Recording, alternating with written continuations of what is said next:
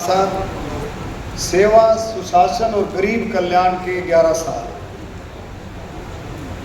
इसमें हम सब जानते हैं कि आप सबकी मेहनत से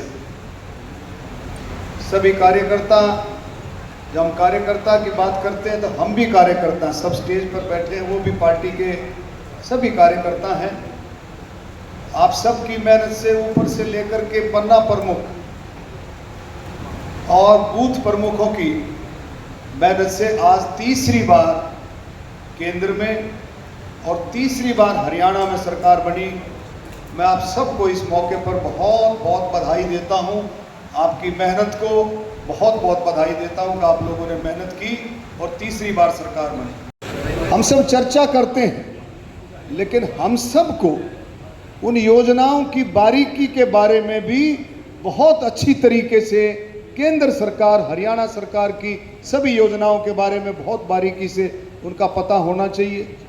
और जब हम जाते हैं, जहाँ भी हम जाते हैं, वहाँ पर चर्चा भी करनी चाहिए। जिस भी वर्ग में हम बैठते हैं वहाँ में चर्चा करनी चाहिए, क्या उनको उन योजनाओं का लाभ मिल रहा है।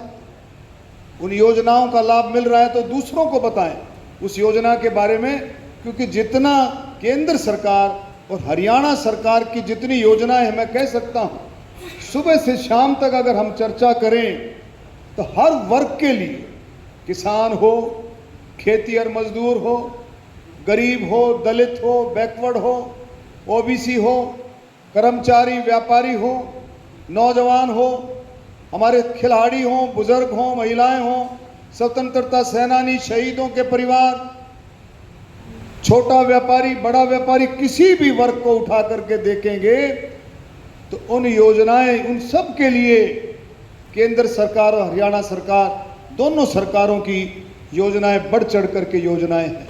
मोदी जी के नेतृत्व में, नड्डा जी के नेतृत्व में विश्व की सबसे बड़ी लोकतांत्रिक पार्टी है। और आप देखें, ये जो सपना था दीनदयाल उपाध्याय जी का, श्यामा प्रसाद मुखर्जी जी का, जो दीनदयाल उपाध्याय जी का सपना था अंत्योदय, आखिरी छोर तक का जो सपना था कि उसको अंत्योदय, आखिरी छोर तक का लाभ मिले। सरकारें आती हैं, योजनाएं बनती हैं, लेकिन लाभ आखिरी छोर तक लाभ मिले तो उसी को कहेंगे कि भी सरकार ठीक से काम करी। और ये काम मोदी जी के नेतृत्व में, मनोहर लाल जी के नेतृत्व में और नायब सैनी जी के नेतृत्व में आज जो दीनदयाल उपाध्याय जी का सपना